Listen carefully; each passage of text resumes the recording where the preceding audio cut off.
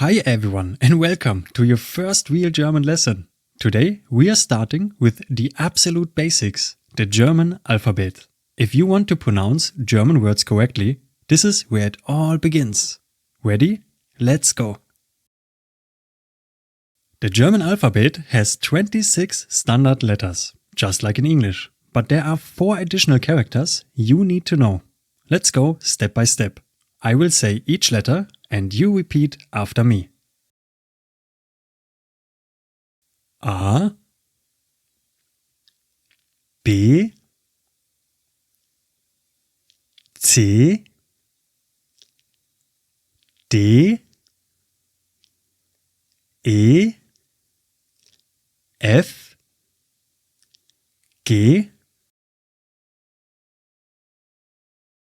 H, I, J, K, L, M, N, O, P, Q, R, S, T, U, V, W, X, Y, Z. Practice these sounds out loud. Even if it feels weird at first, pronunciation is muscle memory.